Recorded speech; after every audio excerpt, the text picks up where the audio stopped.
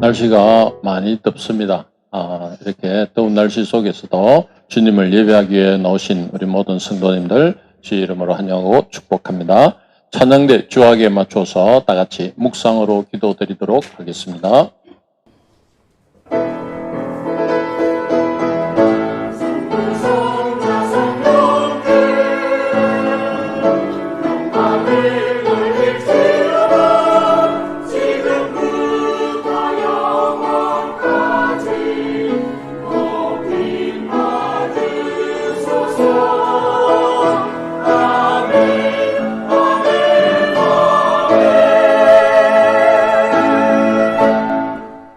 하나님 아버지 은혜를 감사드립니다. 오늘도 복되고 귀한 주의 날을 저희들에게 허락하여 주시고 예배자로 불러주시니 감사합니다. 주님, 저희들이 이 자리에 나와서 주님 그저 한 시간을 보내는 것이 아니라 온전히 주님만을 위하여 예배하는 참된 예배자로 아버지 삼아 주시옵소서.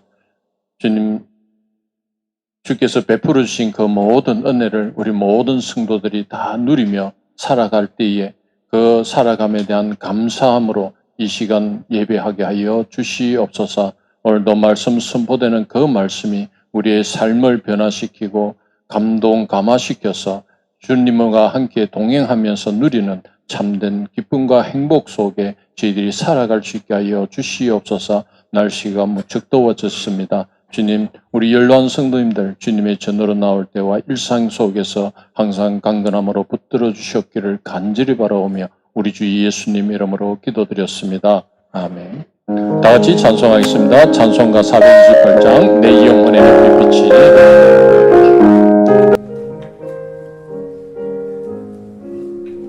내 영혼의 햇빛이니 주 영광 찬란해. 이 세상 어떤 빛보다 이 빛도 빛나네. 주의 영광 빛난 광채 내게 비춰 주시옵소서. 그 밝은 얼굴 내올 때 나의 영혼 기쁘다. 내 영혼에 노래 있으니 주 찬양합니다. 주 귀를 기울이시사 나 듣고 계시네. 주의 영광 빛난 광채 내게 비춰 주시옵소서. 그 밝은 얼굴 내올 때 나의 영혼 기쁘다. 내 영혼에 봄날 내어서 주 함께 하실 때 그 평화 내게 깃들고 주 은혜 꽃피네. 주의 영광 빛난 광채 내게 비춰 주시옵소서. 그 밝은 얼굴 내올 때 나의 영혼 기쁘다. 내 영혼에 희락이 있고 그 소망 넘치네. 주 예수 복을 주시고 또 내려주시네. 주의 영광 빛난 광채 내게 비춰 주시옵소서. 그 밝은 얼굴 배울 때 나의 영혼 기쁘다. 찬송가 436장 나 이제 주님의 새 생명 얻다고 찬양드리겠습니다. 나 이제 주님의 새 생명 얻었고 옛 것은 지나고 새 사람이로다. 그 생명 내 맘에 강같이 흐르고 그 사랑 내게서 해같이 빛난다. 영생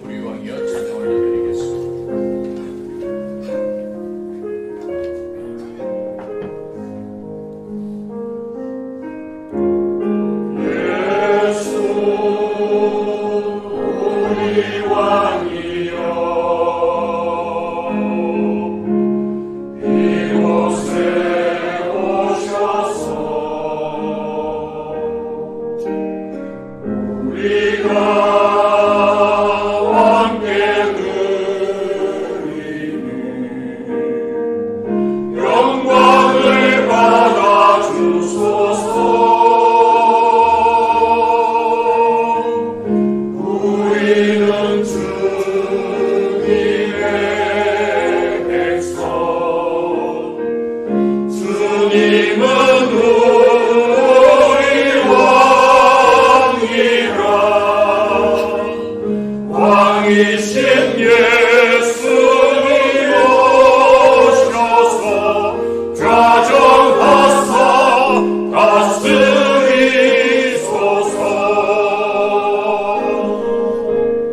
예수 우리 주시여 이곳에 오셔서 우리가 주께 드리는 찬양을 받아주소서.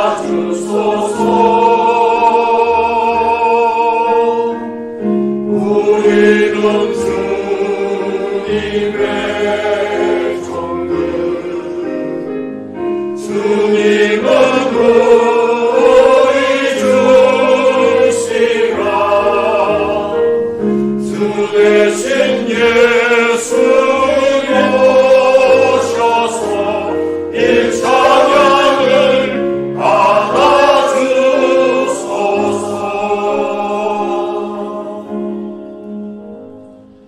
시간 고백하시겠습니다. 나는 전능하신 아버지 하나님 천지의 창조주를 믿습니다. 나는 그의 유일하신 아들 우리 주 예수 그리스도를 믿습니다. 그는 성령으로 잉태되어 동정녀 마리아에게서 나시고 본디오 빌라도에게 고난을 받아 십자가에 못 박혀 죽으시고 장사된 뒤 사흘 만에 죽은 자 가운데서 다시 살아나셨으며 하늘에 오르시어 전능하신 아버지 하나님 우편에 앉아계시다가 여기로부터 살아있는 자와 죽은 자를 심판하러 오십니다. 나는 성령을 믿으며 거룩한 공교회와 성도의 교제와 죄를 용서받는 것과 몸의 부활과 영생을 믿습니다. 아멘. 앉으시겠습니다.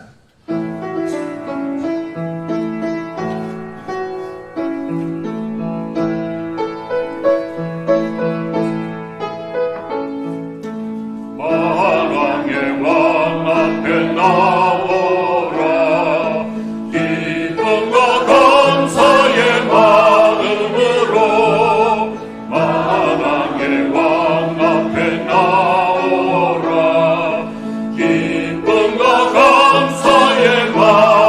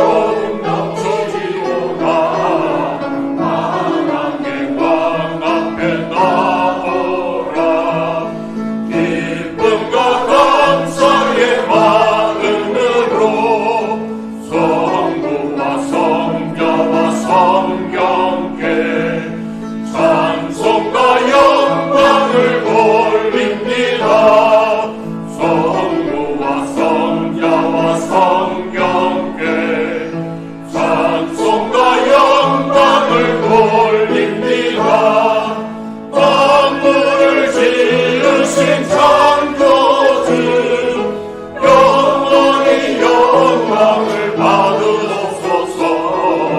만왕의 왕 앞에 나오라. 기쁨과 감사의 마음으로.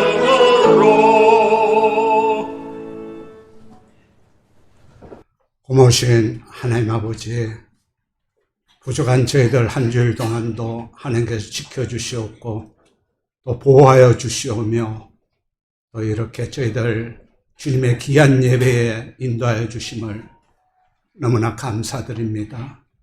하나님 아버지, 저희들의 예배를 흠양하여 주시었고 하나님께 영광과 존귀와 감사를 드립니다.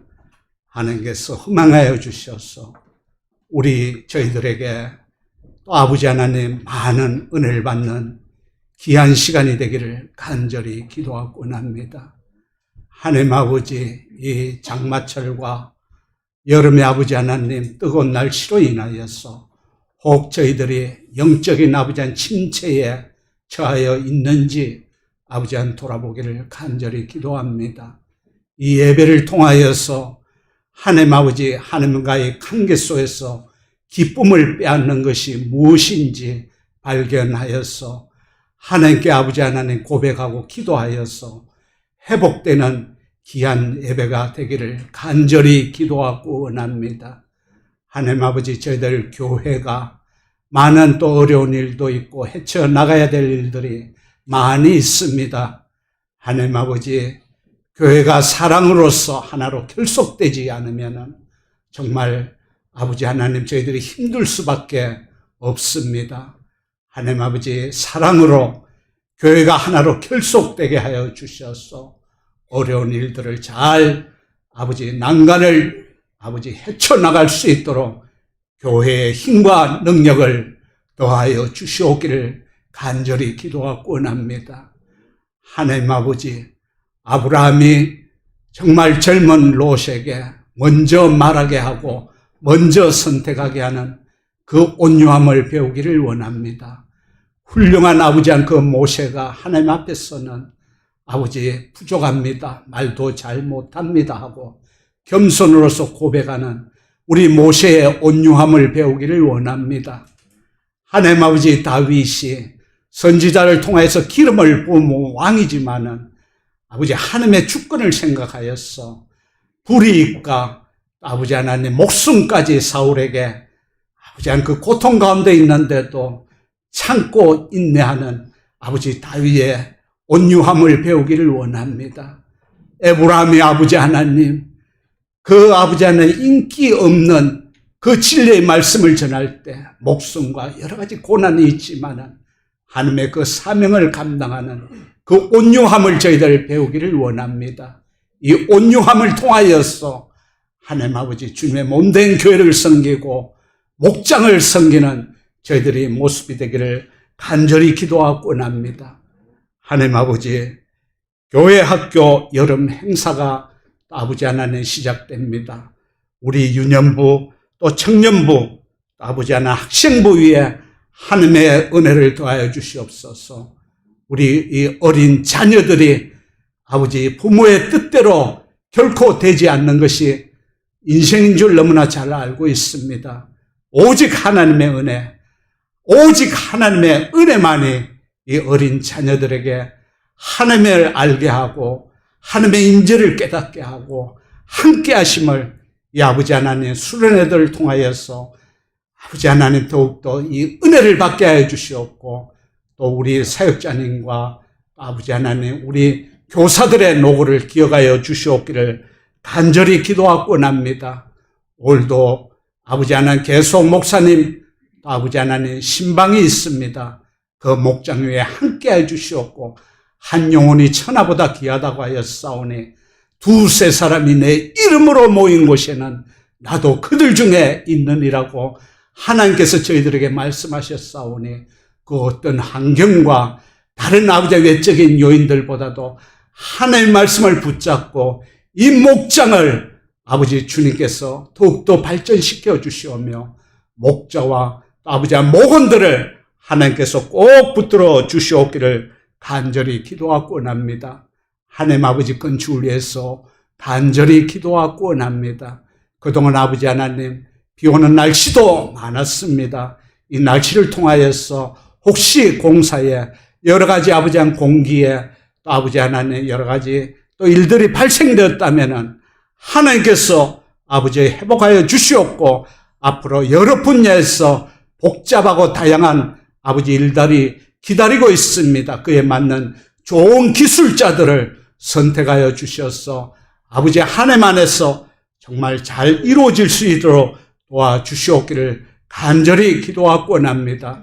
특히 아버지 하나님 공사를 위해서 힘쓰시는 장로님을 기억하여 주시옵고 아버지의 힘과 능력을 더하여 주셔서 어려운 난관들을 하나님의 손을 붙잡고 꼭 이겨나갈 수 있도록 장로님을 붙잡아 주시옵기를 간절히 기도하고 원합니다. 우리 당회원 장로님들도 함께하여 주셔서 하나가 되어서 잘 이겨나갈 수 있도록 또 아버지 하나님 현명하고 또 지혜로운 판단과 분별력을 더하여 주시옵기를 간절히 기도하고 원합니다. 우리 연료하신 성도들 위에도 함께하여 주시옵고 이 더운 여름의 건강을 지켜주시오며 또 아버지 하나님 이번에 있는 우리 아버지 한 성도님들도 하루빨리 아버지 캐치하여서 아버지 예배 드릴 수 있는 귀한 은혜를 더하여 주시옵기를 간절히 기도하며 우리 찬양대의 찬양을 통하여서 더욱더 하나님께 가까이 가는 귀한 시간이 되게 하여 주시옵고 예배를 위하여서 수고하는 우리 성도님들의 아버지의 노고를 기억하여 주시옵기를 간절히 기도하며 이 모든 말씀 우리 주 예수 그리스도 이름으로 기도드리옵나이다.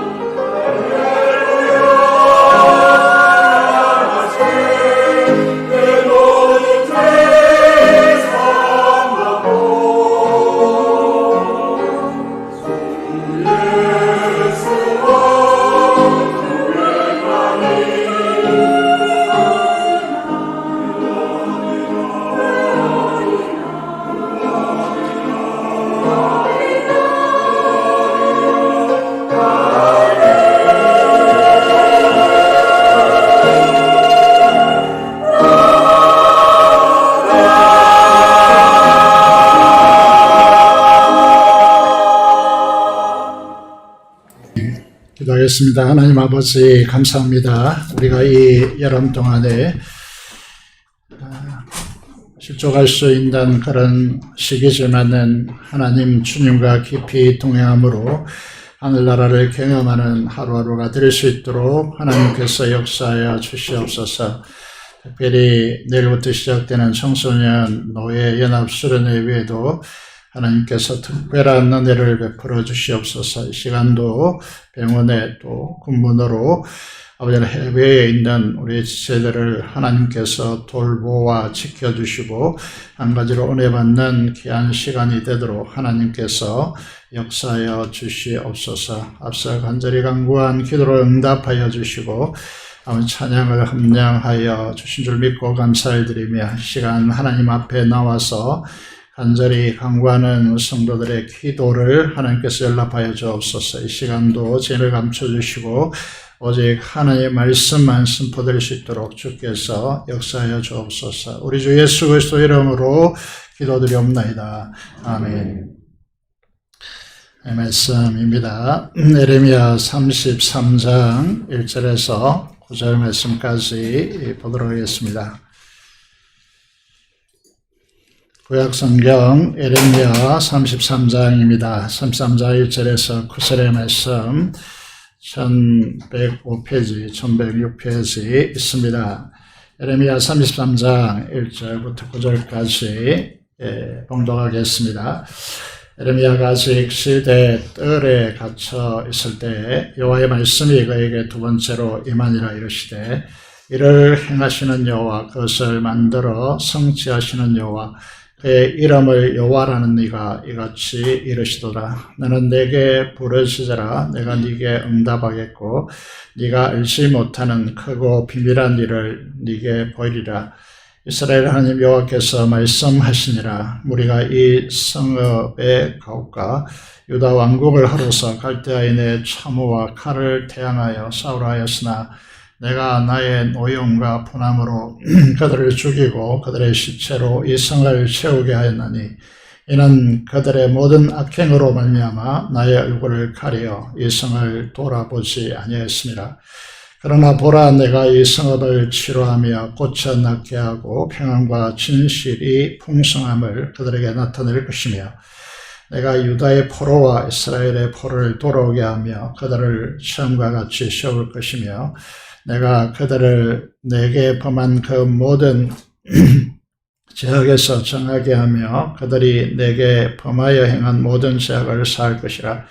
이 성읍이 세계 열방 앞에서 나의 기쁜 이름이 될 것이요 찬송과 영광이 될 것이요 그들은 내가 백성에게 베푼 모든 복을 들을 것이요 내가 이 성읍에 베푼 모든 복과 모든 평안으로 말미암아 두려워하며 떨리라. 아멘. 한 주간 동안 잘 지내셨습니까? 오늘은 우리의 기도를 통하여 역사하시는 하나님의 크고 은밀한 일에 대해서 하나님의 말씀을 선포하기를 원합니다. 깨닫는 은혜와 기도 응답의 은총이 넘치는 한 시간이 되기를 축복합니다. 우리 한번 인사하면 좋겠습니다. 우리의 최대의 사랑은 이제 기도하는 것입니다. 사랑한다는 것은 그분을 위해서 기도한다는 것이죠. 그래서 이렇게 인사하면 좋겠습니다. 사랑합니다. 기도하겠습니다. 앞뒤 좌우로 기도 그렇게 인사하겠습니다.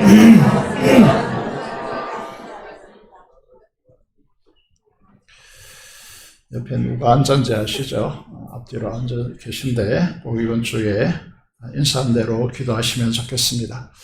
우리 사도신경의 첫 문장이 무엇입니까? 보시면 이제 전능하셔서 천지를 창조하신 하나님을 우리가 믿고 있는데 그분을 우리의 아버지로 믿는다 라고 하는 고백을 우리는 늘 하고 있습니다. 그런데 구약교회인 유다는 어떻게 했습니까? 그런데 형식적으로는 하나님을 믿고 있지만은 삶의 현장에 꼭 필요라는 비를 주시는 대상은 바알이라고 그렇게 믿은 것이죠. 그래서 이 신앙 고백이 삶의 전반에 그들의 고백으로 고백되어지지 않았습니다. 오늘 본문 4절을 보시면요. 국가라고 하면 이제 세금을 거두게 되어지죠. 그래서 세금을 통해서 거둔 국가 재정을 형성하고 이 당시에 막대한 외교적 비용으로 지불하고 그래서 일국과 모압과 암몬과 두로와 시돈까지 끌어들여서 연합을 형성하여서 바벨론 제국에 퇴항하고자 했습니다.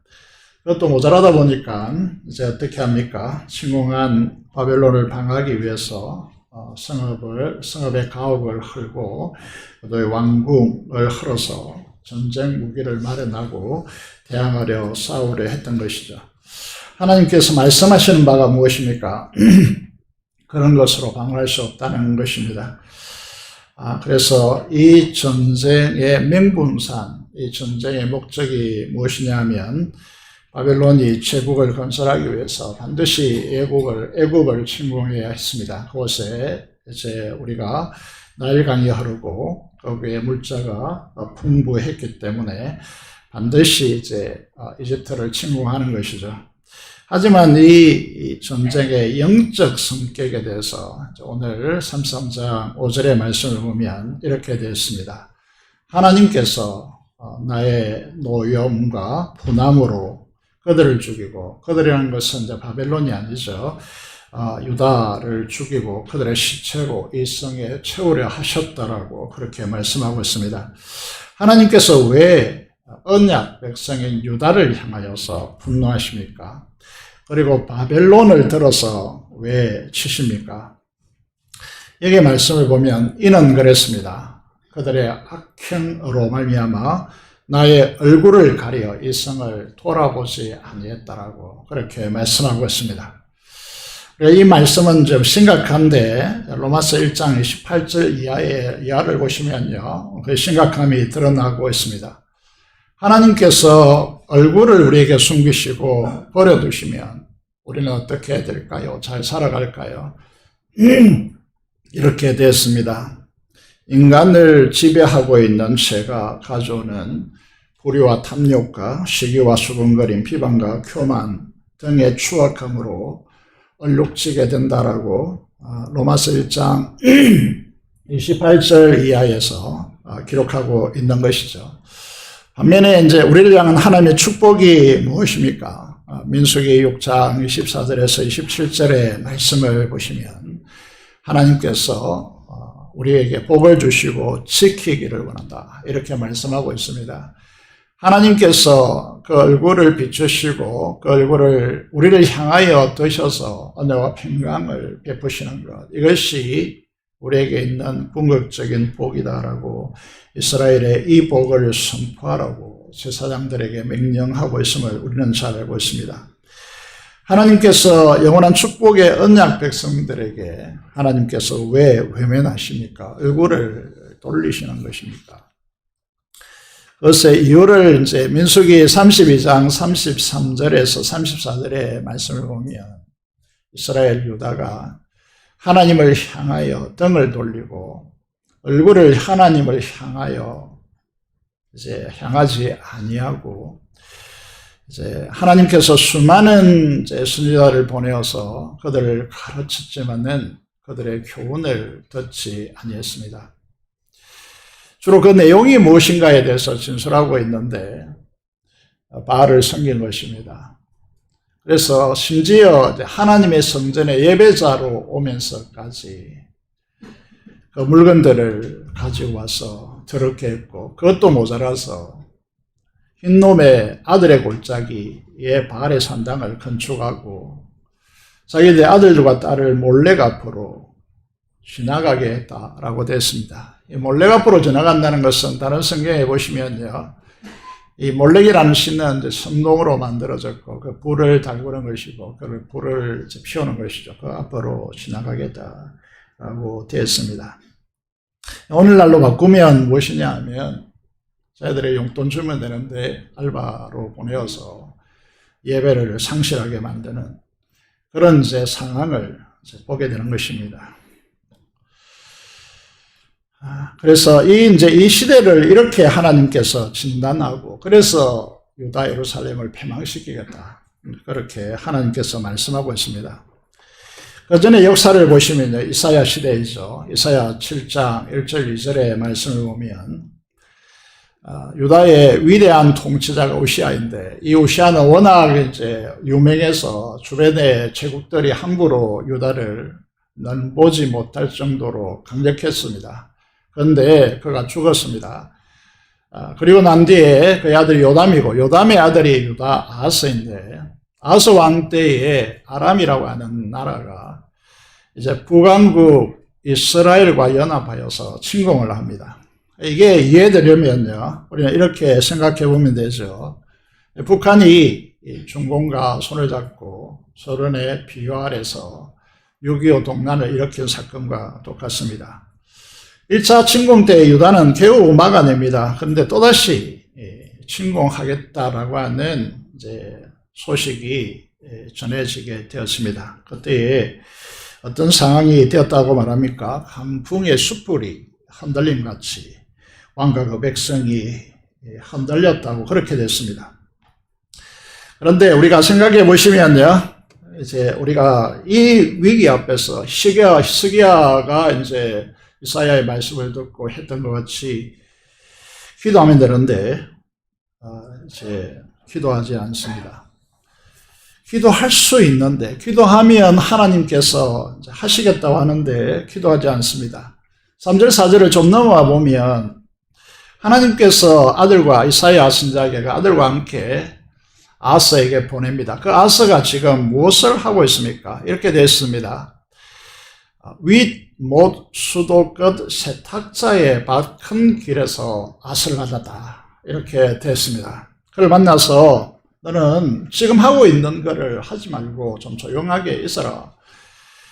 그리고 두려워하지 말고 낙심하지 말라. 아무것도 아니다. 라고 그렇게 말씀하십니다. 그래서 무엇을 하고 있느냐 하면, 이게 예루살렘 성 밖에 유일하게 물이 솟아나는 곳이 이제 기혼샘이라고 그렇게 불러지는데, 이곳에서 물을 이제 예루살렘 성 안으로 끌어들이는 터널 공사를 하고 있는 것이죠. 왜 그러냐면 1차 침공 때 겨우 막아내어서 딱 보니까 이제 적군이 아무리 강할지라도 산성이기 때문에 물을 끌어들여서 이제 물을 확보하면 버틸 수 있다는 생각을 하게 되는 것이죠. 이 터널을 뚫는다는 것이 그 당시 기술력은 얼마나 위험천만한 일이겠습니까? 기발한 생각을 해냈겠지만은 하나님께서는 뭐라고 하십니까? 그렇게 하지 말고 만군의 하나님 앞에 기도하라고 하시는 것이죠. 그런데 이 아하스는 어떻게 합니까? 기도하지 않습니다. 그러니까 하나님께서 답답하시니까 어떻게 제안하는가 하면, 네가 믿을 수 없겠거든. 그 아무것도 아니니까 기도하라고 하는데 그래도 믿지 못하겠거든. 어떤 징조를, 어떤 기적을 너에게 기적을 원하든지 그 기적을 보여주겠다. 이 징조를 구하라고 말씀하고 있습니다. 그런데 아하스는 12절에 보면 이사야 7장 12절입니다. 이렇게 말합니다. 나는 구하지 아니하겠나이다. 그 이유를 나는 여호와를 시험하지 아니하겠나이다 라고 적고 있습니다. 우리가 잘 아는 대로 이 말씀은 신명기 6장 16절에 있습니다. 여러분, 이게 이스라엘에게 이제 시험하지 말라는 것인데, 이스라엘이 광야에서 하도 시험하니까 시험하지 말라는 것이죠. 그런데 이거를 여기다 끄다 쓰는 것입니다. 나쁜 사람들이 누구냐 하면 말씀을 이렇게 자기에 끌어다 쓰는 것입니다. 이런 사람은 참 나쁜 사람입니다. 자기를 방어하고 자신을 정당화하기 위해서, 자기를 떨어내기 위해서 말씀을 끌어다 쓰는 것입니다. 왜곡하는 것입니다. 진짜 나쁜 짓이기 때문에 이게 성도들이 좀 세월이 가다 보면 이런 유혹을 많이 받거든요. 그래서 이 짓을 하시면 안 됩니다. 위험천만하게 되었습니다.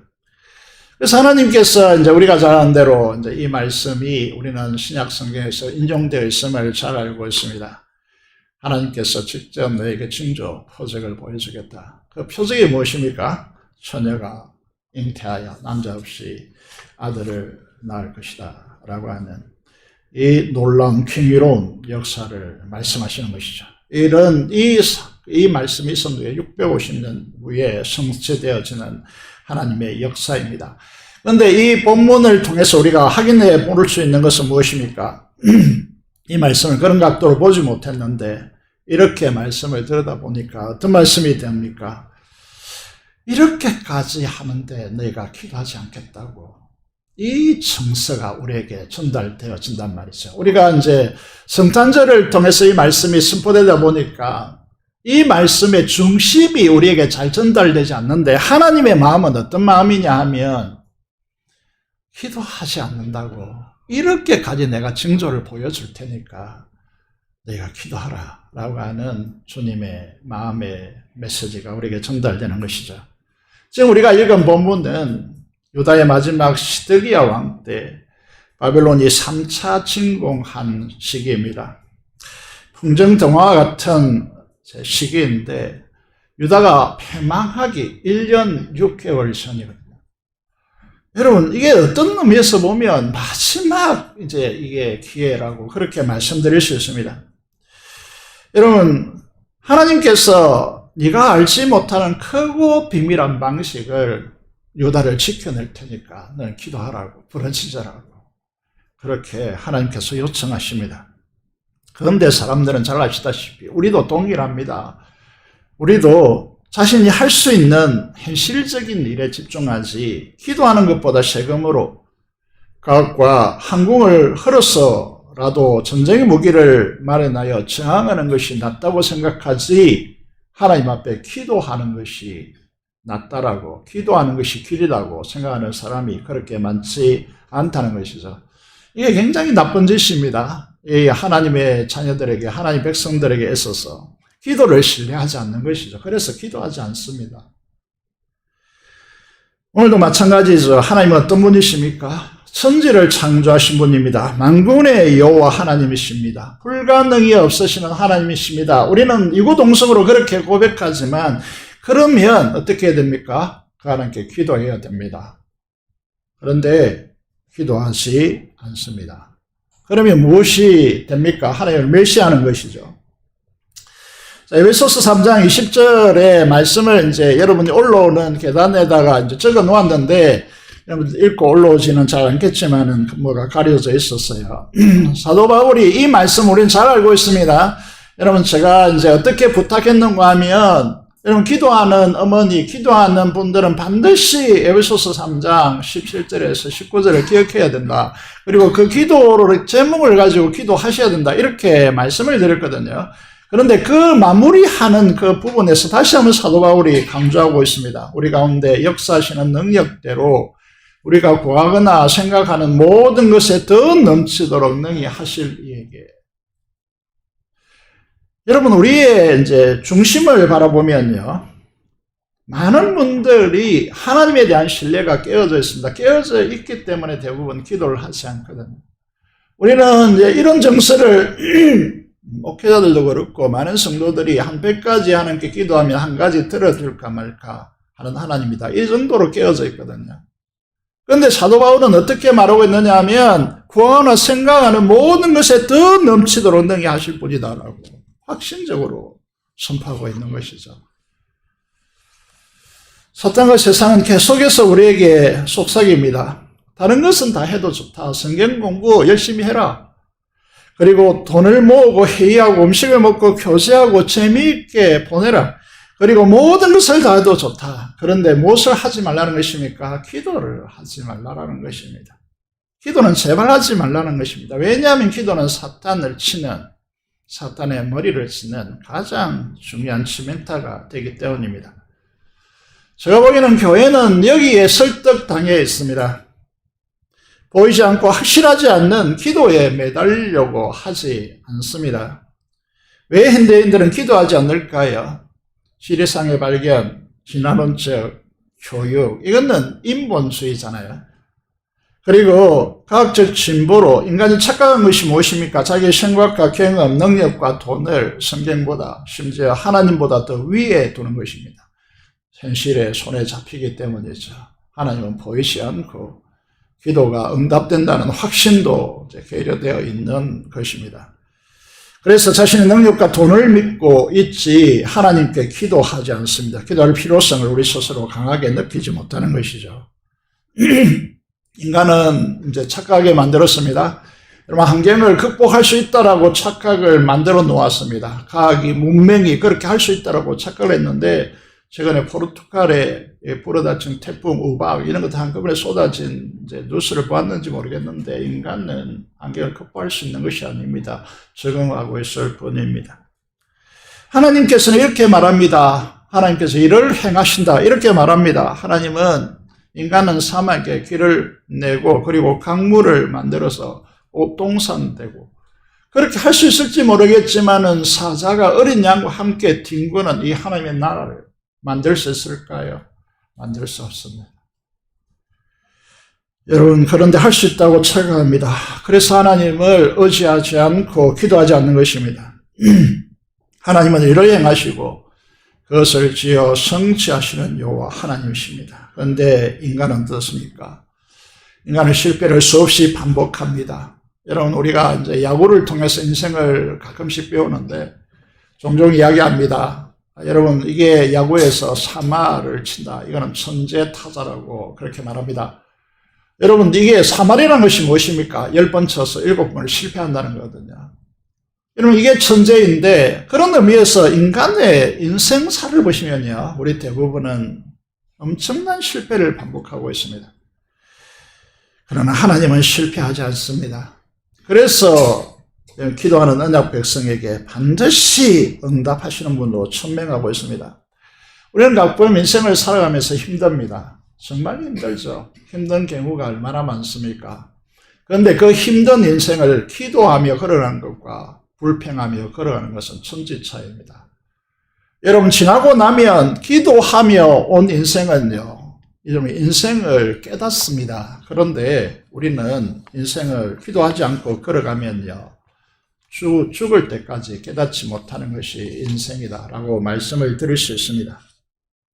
저는 어떤 신실한 크리스찬을 알고 있는데 예수님을 믿은 지 얼마 되지 않았던 시기입니다. 이분이 회사의 이사였는데 회사의 중역들이랑 주일날 골프 약속이 잡혔습니다. 이제 교회 나오면 딱 끊으면 되는데 이게 쉽지 않죠. 초기라 그렇지 못했습니다. 그래서 어쩔 수 없이 약속이 잡혔기 때문에 골프채를 싣고 트렁크에 싣고 평소에 가던 도로이고 완만한 빗달길인데 이게 직선으로 이제 쭉 뻗은 도로였기 때문에 팔자선인 도로였기 때문에 사고 날 만한 길이 아니었습니다. 그런데 자기도 전혀 원인을 알 수 없는 전복 사고를 당하게 됩니다. 땅이 몸은 하나도 다치지 않았습니다. 그래서 깨달은 것이죠. 무엇을 깨닫느냐? 하나님은 예배를 정말 원하시고 기뻐하신다라는 사실을 깨닫게 되는 것이죠. 하나님께서 얼마나 예배를 원하시는가를 그분은 깨닫고 그래서 주일 성수를 지키기 시작한 것이죠. 그의 자녀는요, 그의 아들은요, 정말 어렵다는, 이게 1% 해당하는 이 직업이, 우리가 알지 못하는 직업이 있는데, 그의 시험에 합격하고 그 자녀들이 잘 되어 있습니다. 우선 기도하는 자에게 약속하시는 하나님의 크고 비밀한 일은 무엇입니까? 이제 우리가 6절부터 8절과 9절을 요약해 보면요. 여러분, 에베소서 1장 3절에 사도 바울이 이 하나님의 구원의 역사를 이렇게 깨닫고 난 뒤에 이렇게 시작하잖아요. 찬송으로 시작하고 있습니다. 그리스도 안에서 아버지께서 그리스도 안에서 하늘에 속한 모든 신령한 복을 복 주셨다고 그렇게 이제 선포하는 것입니다. 이것이 풀어서서 지금 오늘 본문에서 말씀되어지고 있습니다. 그것을 요약해 보시면요. 하나님께서 이제 언약 백성의 악으로 이 바벨론을 들어서 치시겠지만은 하나님께서 치유하시고 회복하시고 용서하시겠다. 그렇게 말씀하고 있습니다. 그리고 이 성읍을 하나님의 이름의 기쁨이 되게 하고 자랑으로 여기겠다. 이렇게 말씀하고 있습니다. 그리고 9절의 말씀을 보시면요. 결론적으로 이렇게 말하고 있습니다. 그들은 하나님의 찬송과 영광이 되게 하겠다라고 그렇게 말씀하고 있습니다. 여러분, 이 말씀을 딱 읽고 난 뒤에 이제 어디로 오느냐 하면 에베소서 1장 12절에 오면요. 이렇게 이제 진술되고 있습니다. 이는 그리스도 안에서 전부터 바라던 여러분, 이게 구약신 성경이 이제 예언적이고 예고적인데, 이게 성취가 이제 여기에서 이렇게 성취됨을 우리에게 보여주는 것이죠. 우리로, 교회로요, 교회된 우리로 인하여서 하나님의 영광의 찬송이 되게 하려는 것이다. 여러분, 이제 9절의 말씀을 보시면요, 하나님께서 교회에 베푼 모든 복을, 이 영광, 거룩과 영광이라고 하는 이 복을요, 여러분, 열방이 들을 것이고, 교회된 우리에게 베푼 이 복과 모든 평화로 말미암아 그 열방이 두려워 떨 것이라고 말씀하고 있습니다. 이 말씀들을요, 성경 안에서 깨달으면 소름이 돋아오는 천주를 느끼게 되었습니다. 그래서 은혜 받은 성도들은 한결같이 이렇게 고백하죠. 나 같은 자가 도대체 뭐라고 하나님께서 이렇게 하시는가? 라고 하는 고백을 하게 되었습니다. 그의 영광이 무엇입니까? 기도하여 응답받아서 크고 비밀한 일을 목격하고 그것을 드러내는 성도들을 세상은 두려워합니다. 떨게 만드는 것이죠. 교회가 교회다워지는 비결은 어디에 있습니까? 그 베푸신 그 은혜와 평강으로 하나님의 영광과 찬송이 되어서 세상을 두려워 떨게 만드는 데 있다는 것이죠. 그 비결이 무엇입니까? 오늘 전제를 이렇게 깔고 있습니다. 하나님을 신뢰하고 일을 행하시고 그것을 만들어 이루시는 성취하시는 하나님을 믿고 기도하는 자들은 하나님께서 영광의 찬송으로 만들고 하나님께서 주신 복을 인하여 세상이 떨며 두려워하게 될 것이라고 그렇게 말씀하고 있는 것입니다. 여러분, 그 비결이 어디에 있다고 하는 것이죠? 기도에 있다고 하는 것입니다. 하나님의 큰 일이 무엇입니까? 귀한 자에게 크고 엄밀한 일을 보여주시겠다고 하는데, 성경에 이제 기록되어 있는, 곳곳에 기록되어 있는 크고 비밀한 일은 무엇입니까? 여러분, 이스라엘은 북왕국 이스라엘 아수르에 패망했습니다. 120년 후에 유다는 바벨론에 의해서 586년에 패망합니다. 70년 이상 흩어져서 포로 생활을 했습니다. 그리고 우리가 잘 아는 대로 그 뒤에 역사는 어떻게 전개되었죠? 2000년 동안 나라를 잃었습니다. 1948년도 이스라엘 회복하기 전까지 이 정도 되면 세계 민족사에, 세계 역사 속에서 사라지지 않는 민족이 있을 수 있겠습니까? 10절, 11절을 보면요, 영원한 언약으로 열방을 향한 제사장 나라로 영원한 언약이기 때문에 하나님께서는 그 시로 말미암아 천하 만국이 복을 받는 민족으로 하나님께서 선택하셨기 때문에 지워지지 않습니다. 바벨론에 의해서 폐허가 되고 황폐한 예루살렘이 어떻게 되었습니까? 세계 역사상 한 번도 경험되지도 않은 놀라운 엄청난 역사가 일어납니다. 하나님의 약속 역사 안에서 어떻게 이루어지는가를 우리는 보셔야 한다는 것이죠. 하나님은 바벨론 제국으로 가기 전에 바벨론을 멸망시키고 페르시아 제국을 이룬 고레스 왕에 의해서 이스라엘의 포로 기한이 예언되었습니다. 여러분, 무슨 말을 하고 있는 것일까요? 이사야 42장 1절과 45장 1절의 말씀을 보시면 이렇게 기록되어 있습니다.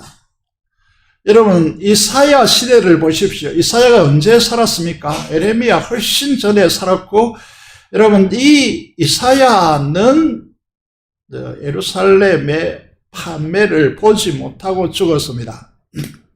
이 시기가 언제냐라고 하면요, 아수르가 패망하고 바벨론이 형성되어지는, 바벨론이 제국을 이루기 전에 이루고, 다시 말하면 페르시아 파사라고 하는 제국이 형성되기 전에 하나님께서는 이사야 선지자를 통하여 고레스라고 하는 인물을 지명하시고 이 역사를 전개시키겠다라고 그렇게 말씀하시는 것입니다. 자유주의 신학자들은 이사야가 훨씬 뒤에 기록된 것이라고 말을 하겠지만요, 우리는 그렇게 믿지 않죠. 하나님께서 예언적으로 말씀하신 것입니다. 여러분, 고레스는 세계 역사에서 사이퍼러스 2세로 알려진 인물입니다. 그러니까 페르시아 파사 제국의 초대왕입니다. 역사적으로 일어날 수 없는 역사가 이제 성경의 예언대로 일어납니다. 고레스가 바빌론을 정복할 때 그들 스스로 문을 열어주었기 때문에 무혈 입성합니다. 여러분, 이 바빌론 제국의 이 수도성을 보시면요, 인공적으로 이 도시 뺑둘러서 깊은 강물을 형성했습니다. 그리고 사방에 높은 성벽이 쌓여져 있기 때문에 그 당시 전쟁 기포로 토성을 쌓아야 이 성을 넘어설 수 있는데 아예 강이 되어 있으니까 이 성을 넘지 못합니다. 이 성을 들어가는 관문은 다리 하나밖에 없습니다. 그런데 이 성에 어떻게 고레스가 입성하게 되었습니까? 그 안에서 성문을 열어줬기 때문에 무혈 입성하는 것이죠. 우리가 이사야 45장의 말씀을 통하여 이 일이 세계 역사에서 도대체 어떻게 일어나는가 라고 하는 부분에 사람들은 이렇게 말했습니다. 이사야와 같은 아주 뛰어난 작가가 상상흙으로 구성낸 것이다 라고 생각한 것이죠.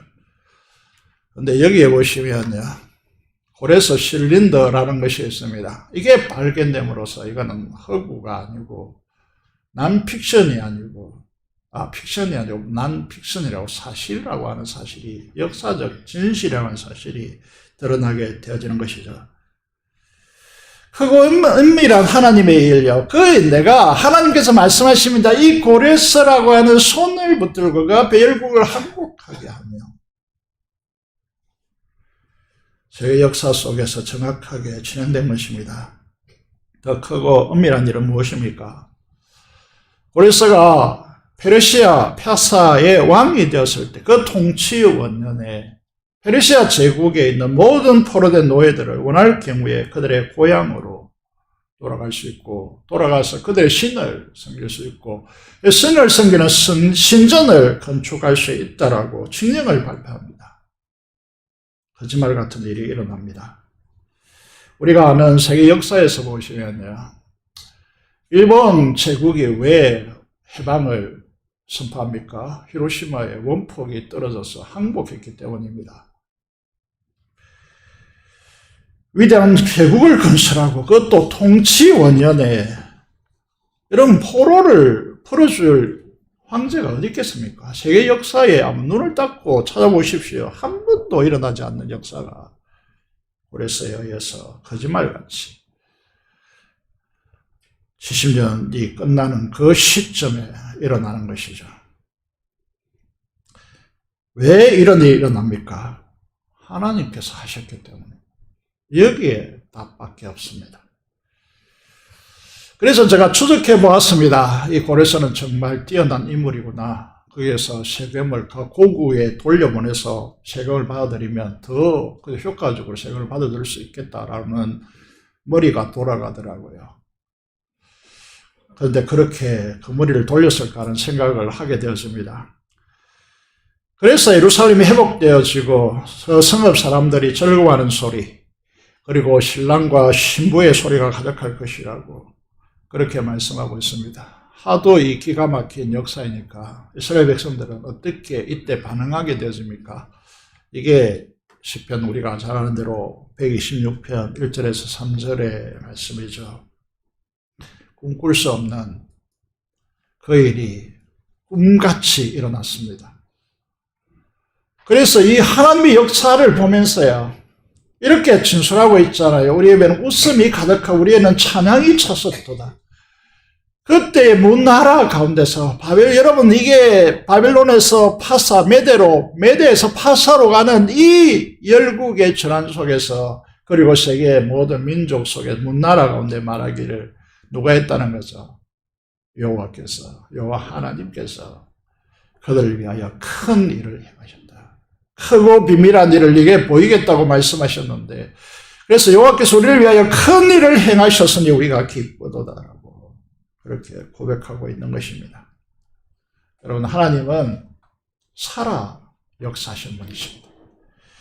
하나님 어제나 오늘이나 영원토록 동일하신 분이십니다. 자, 이것을 여러분들이 믿는다면 오늘 우리가 맞이하는 이 현실은 유다말 구약교회 성경 현장과 못지않게 힘든 상황입니다. 대한민국은 세계에서 아이가 태어나지 않는 나라로, 세계에서 가장 먼저 침몰할 나라로 지목되어져 있습니다. 인구 절벽을 우리가 맞이하고 있는 것이죠. 왜 이렇게 되었습니까? 개선책이 잘 보이지 않습니다. 그래도 물가는 치솟아 있고 서민들이 고통당하는 나라가 되었습니다. 하도 답답해서 저라도 이렇게 외치고 있습니다. 자, 월급도 반으로 전부 다 깎고 물가도 반으로 절반으로 다 깎고, 그렇게 하면 좀 서민들이 좀 숨통을 틔일까 생각을 해보게 되어집니다. 정치는 자기들끼리 싸운다고 후진성을 극복하지 못하고 있습니다. 오늘 사는 조국의 그리스도인은 무엇을 느끼고 있습니까? 아무도 내일을 장담할 수 없고 기대와 희망찬 내일이 아니라 늘 불안한 새로운 길을 우리가 마주하고 있습니다. 우리가 찬양하죠. 여러분, 가장 불행한 세대는 꿈꿀 수 없는 무너진 가슴을 안고 있는 세대입니다. 내일을 향하여 가는 길을 찾지 못하는 세대입니다. 누가 이것을 우리가 찾아줄 수 있습니까? 저들의 푸른 꿈이 다시 돌아오도록, 저들 노래하며 달려갈 수 있도록 하기 위해서 우리에게 무엇이 필요하다고 생각하십니까? 어디에 답이 있겠습니까? 그것은 하나님의 약속의 말씀이고 회복의 소망밖에 없습니다. 우리 희망은 어디에 있을까요? 직장도 사업체도 내일을 장담할 수 없는 시대입니다. 특히 이제 비수도권에 살고 있는 우리들로서는 젊은이들이 살아갈 숨통이 잘 쉴 수가 없는 그런 시대입니다.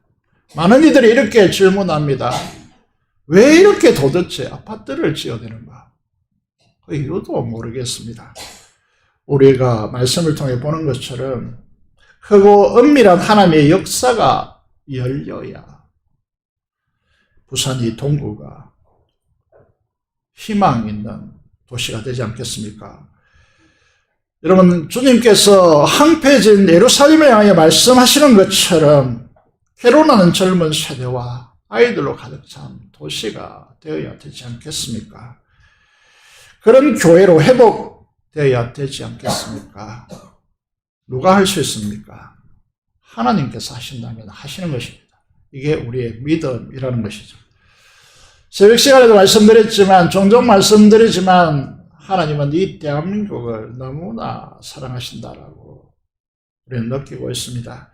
그래야기에 하나님은 누구를 사용하셔서 이 조국과 민족을 새롭게 할 수 있습니까? 희망찬 나라로 새롭게 회복할 수 있겠습니까?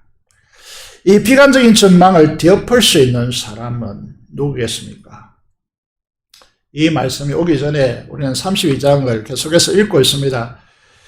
예레미야 32장 39절에 41절의 말씀을 보면요, 반복되는 단어가 있습니다. 그것이 무엇입니까? 그것은 누구를 통하여 하나님께서 자기들과 자기 후손의 복을 위하여, 그리고 영원한 언약을 그들에게 세우고, 여러분, 정령이 마음과 정신을 다해 그들을 이 땅에 세우리라 라고 하는데, 강조되어서 반복되는 것이 무엇입니까? 그것은 굉회라고 하는 단어입니다.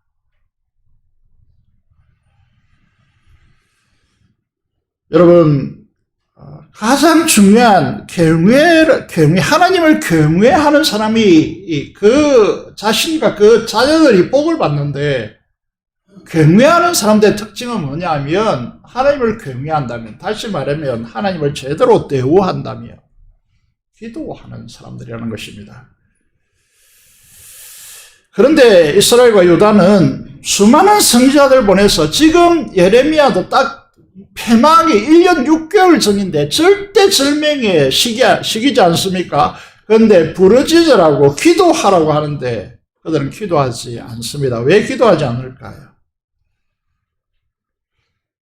이 지역을 보시면 온도가 높고 건조한 기후입니다. 그런데 비가 오면요, 그 비는 곧 풍요입니다. 우리 식으로 말하면 비는 곧 돈이죠. 이 돈을 누가 준다는 것입니까? 하나님이 아니라 바알과 아세라라는 것입니다.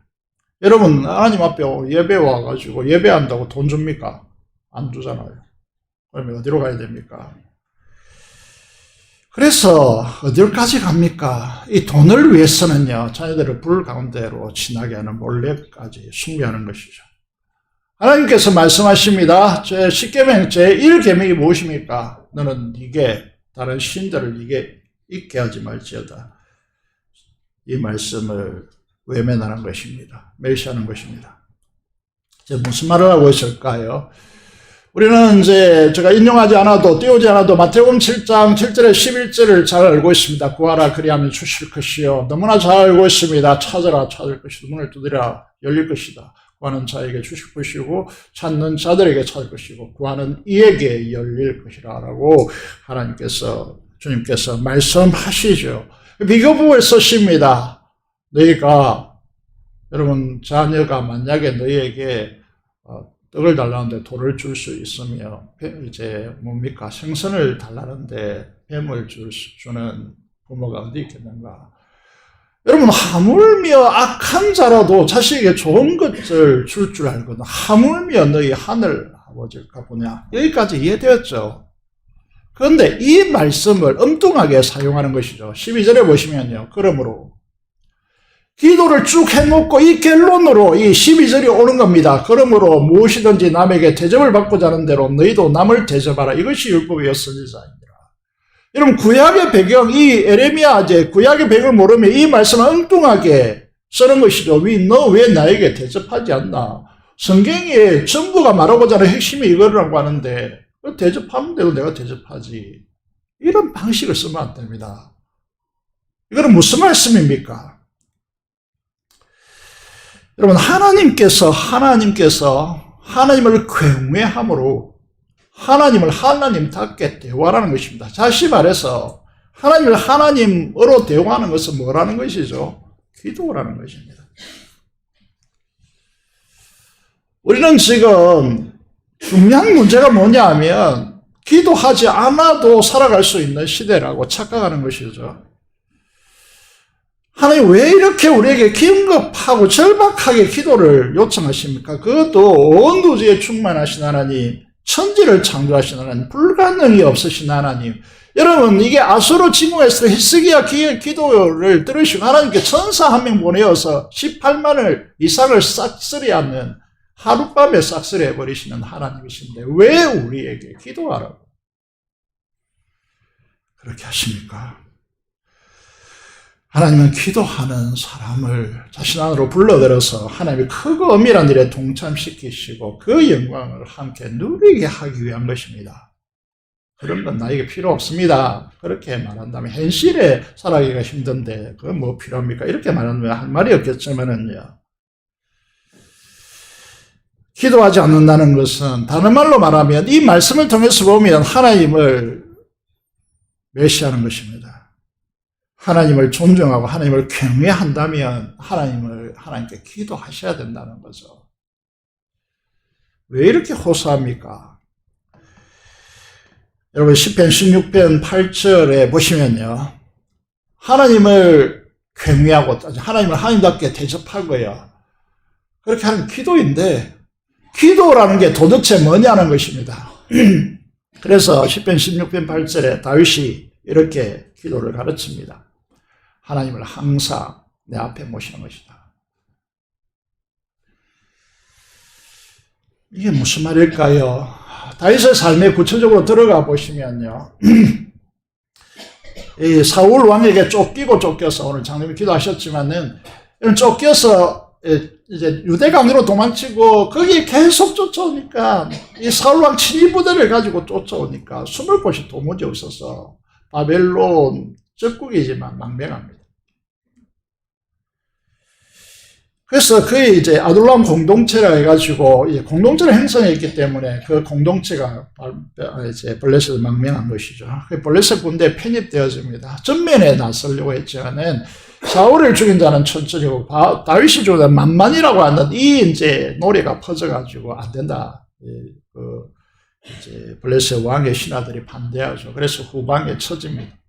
그 참석하고 난 뒤에 이제 가족을 두고 갔는데 돌아오니까 아말렉이 침공해서 가족들을 모두를 다 잡아간 것이죠. 그때 가족이 자식이요 없어졌다. 이거는 눈에 보이는 게 없는 그런 상황이잖아요. 그런데 다윗이 어떻게 합니까? 하나님을 앞세웁니다. 다시 말해서 하나님 갈까요 말까요 기도합니다. 이게 말이 됩니까? 그러니까 이게 함께하는 그 아둘람 공동체 사람들이에요. 모여든 사람들이 돌을 들어서 다윗을 치려고 하죠. 그럼에도 다윗은 꼼짝도 하지 않고 기도합니다. 왜 기도해야 됩니까? 지금 이 순간에서 제일 중요한 것이 급속도로 가는 게 아닙니다. 어디로 갔는지 알아야 방향성입니다. 방향성. 그렇지 않습니까? 어디로 간지 방향성을 모르는데 쫓아가봤자 뭐합니까? 하나님 어디로 갈까요? 그 다음에 기도해 주시오. 하나님께서 어디로 가라? 빠른 길을 여시는 것이죠. 여러분 이 사건에서 우리는 다윗이 하나님 내 앞에 모셨다라는 의미, 이 기도에 왜 기도가 이렇게 중요한가? 기도는 하나님을 내 앞에 모시는 것이고, 그리고 그 기도가 여러분 우리가 실컷 일을 해놓고 그 일을 했는데 험한 것으로 된다면요, 너는 자원과 세월을 자신을 소비시키는 거죠. 기도가 기록길입니다. 기억해야 될 말이죠. 기도가 기록길입니다. 이 다윗이 어떻게 약속을 통해서 선포하고 있습니까? 이러므로 나의 마음이 기쁘고 내 영도 즐거워하고 내 육체도 안전히 살린지. 여러분 이런 행복 그 자체잖아요. 이보다 더 행복한 인간이 어디 있겠습니까?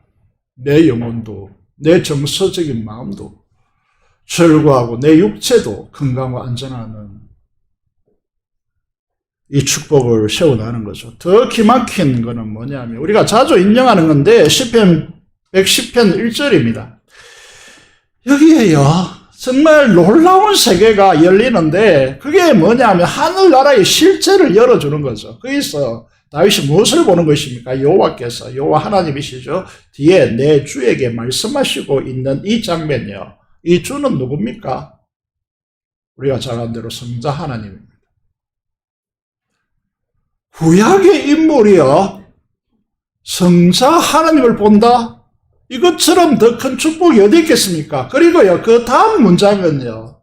정말 더 기가 막힌 것인데 그게 뭐냐면 오늘 1시간 내내 강의해도 모자랄 거지만 간단하게 말하면 예수님의 초림과 재림 사이에 이 역사를 한 문장의 안에 다 담은 엄청난 말씀입니다. 사랑하는 여러분, 하나님의 크고 비밀한 은밀한 일을 보기를 원합니까? 그 축복에 동참하기를 원합니까? 하나님을 하나님답게 대우하십시오. 그게 뭡니까? 기도하는 것입니다. 기도를 요청하고 있습니다. 제가 신학을 시작할 때 여기에 간 것은 저는 정말 고맙게 생각하는데 그게 이제 가나안 농군학교입니다.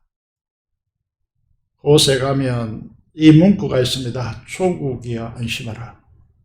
왜 이 글을 돌에 새겨놨겠습니까? 이게 이 농군학교를 창설한 김용기 장로님이 기도하는 곳에 이 문구를 새기고 있는데, 여러분, 우리나라가 이렇게 온 것은 많은 사람들이 이제 그런 사회적으로 분석하는 것이고, 영적으로 분석해 보면요, 우리 선조들이 기도했기 때문입니다. 새벽 기도했기 때문이고, 기도했기 때문에 오늘 우리가 여기에 있습니다. 이런 사자후를 바라는 기도의 사람들이 있었기 때문에 오늘 우리가 여기에 있다는 거죠. 오늘 대한민국에 있습니다. 그런데 오늘 세대가 기도를 놓는다. 이거는 위문천만한이라는 것이죠. 기도하지 않는 것은 하나님보다 자신의 능력을 신뢰하거나 말씀보다 이성과 과학과 돈을 더 숭배하는 것입니다. 그것도 아니면 운명론적 세계관에 빠져 살아가는 그런 사람들입니다. 제무산교회 장로님들, 권사님들, 그리고 집사님들, 교사, 청년 여러분, 그리고 특히 어머니 여러분, 눈물로 쌉니다. 우리 교회를 기도가 특징 지어진 교회로 함께 만들어 가기를 간절히 호소합니다. 우리 선조들이 오늘 이 설교를, 이 본문을 설교할 수밖에 없는 것이 예레미야서를 말씀하면서 강론하면서 예레미야 33장 2절 4절을 빼먹는다. 이건 있을 수 없잖아요. 우리의 선조들이 신앙의 유산으로 물려준 것인데, 그런데 우리 세대가 부러지는 기도를 하지 않는다.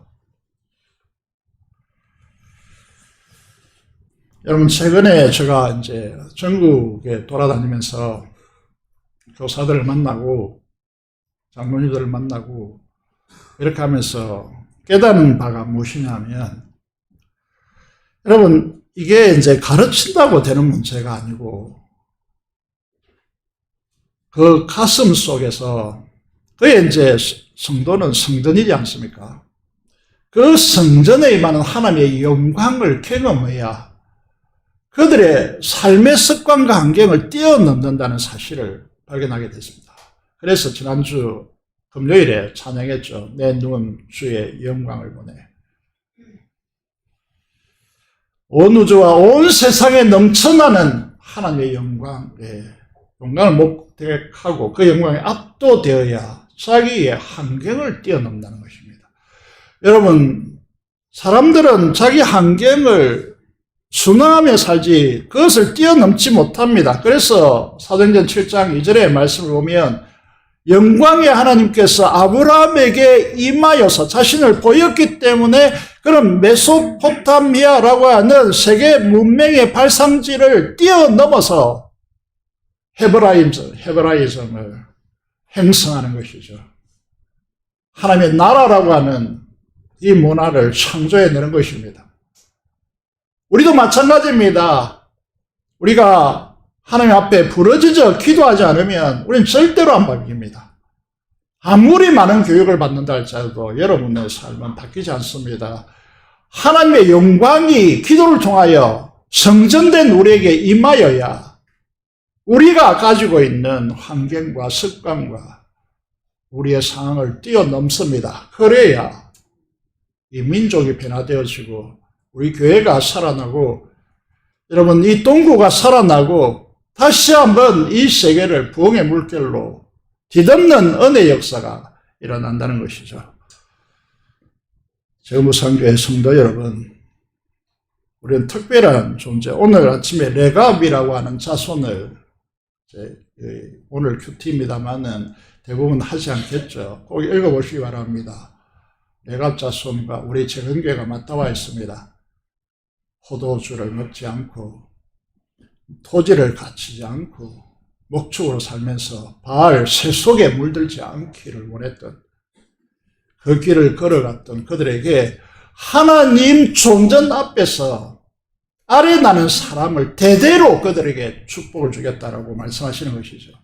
그래서 오늘도 우리도 부르짖어 기도하는 이 삶을 통하여서 하나님의 크고 엄밀한 일에 동참하여 하나님의 역사를 열어가는 복된 성도들이 되시기를 주님의 이름으로 축복드립니다. 기도드리겠습니다. 오늘 부르짖어 기도하라는 하나님의 요청에 응답하는 사람들이 되게 해달라고 민족의 복음과 통일을 받는 선교사를 위해서 하나님성으로 기도하도록 하겠습니다. 기도하겠습니다. 살아계신 아버지 하나님, 은혜를 감사합니다. 오늘도 우리를 불러주셔서 부르짖어 기도하라고 하는 이 중요한 명령 앞에 섰습니다. 하나님, 우리를 불쌍히 여겨주시고 아버지 하나님, 부르짖어 기도하라고 하는 이 아버지 하나님의 간곡한 요청에 응답하여 하나님 역사를 열어가는 우리 성도들이 될 수 있도록 축복하여 주시고, 이 민족의 복음화를 위해서 신나는 주의 자녀들과 피 없는 통일을 주시고 파수된 선교사를 위해서 지원으로 선교하는 모든 이들에게 하나님 은총을 베풀어 주시고 그들에게 성령 충만함으로 역사하여 주옵소서. 우리 주 예수 그리스도 이름으로 기도드리옵나이다. 아멘. 찬송가 312장 찬송 드리면서 준비한 대로 헌금하도록 하겠습니다.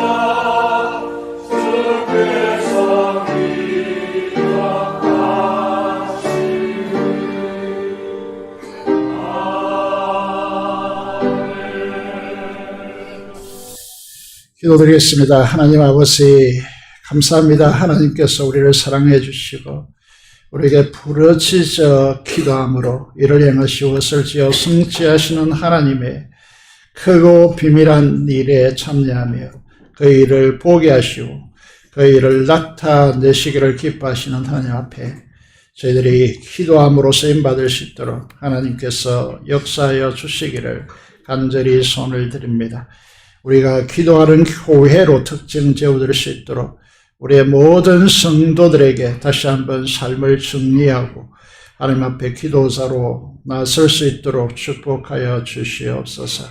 하나님 아버지 주령과 11.5점금을 따라 헌신하는 주의 귀한 자녀들과 아버지 하나님 하나님께 감사로 제사드리는 주의 자녀들의 그 감사와 기도 제목들을 하나님께서 시온이 연락하시고 이루어 주시기를 간절히 소원을 드리며 약속하신 대로 하나님의 풍성하심의 공급하심을 누리기에 부족함이 없도록 역사하여 주시옵소서. 감사를 드리며 우리 주 예수 그리스도 이름으로 기도드리옵나이다.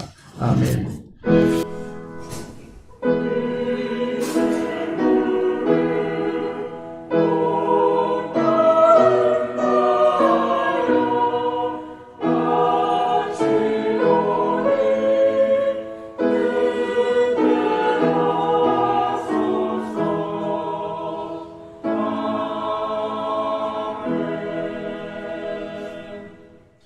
교회 소식입니다. 교회학교 여름 행사 광고가 있습니다. 그리고 내일부터 시작되는 청소년부 수련회를 위해서 노예연합으로 이루어집니다. 그래서 꼭 이 3일 동안 청소년부 학생부를 위해서 기도해 주시면 감사하겠습니다. 이번 주 금요일에는 전반기 마지막 기도회입니다. 함께 참여하셔서 교회학 교수들을 위해서 또 공사를 위해서 함께한 마음으로 기도해 주시면 감사하겠습니다. 계속해서 목장 신방을 가지도록 하겠습니다. 건축을 위해서 이제 고속도로 건축이 이루어질 텐데 위해서 관심을 가지고 기도해 주시기 바라고 특별히 안전에 유의해 주시기를 바랍니다. 건축위원회 모임을 이번 주 토요일에 가지도록 하겠습니다. 계속해서 입원한 성도들을 위해서 주의를 위해서 기도해 주시면 감사하겠습니다. 이상으로 강구를 드렸습니다. 우리 강산일 사님 따님께서 쌀 20kg를 헌물하셨다고 합니다. 오늘 박민혁 형제가 박서진 자매를 데리고 오셨습니다. 오늘 처음으로 우리 교회에 오셨는데 환영하도록 하겠습니다. 그 자리에 일어서 주시면 박수로 환영하도록 하겠습니다. 박서진 자매님, 잘해주셨습니다. 감사합니다. 잠시 기도하겠습니다. 하나님 아버지 감사합니다. 귀한 분을 보내주시고 함께 예배 자리에 서게 하심을 감사하며 그 나온 발걸음을 하나님께서 축복하여 주시고 그 미래를 주님께서 동행하여 주님의 비전으로 아버지 하나님 함께해 주시기를 간절히 손을 드렸고 감사를 드리며 우리 주 예수 그리스도 이름으로 기도드리옵나이다. 아멘. 일어나셔서 찬송가 4장 찬송 드리겠습니다.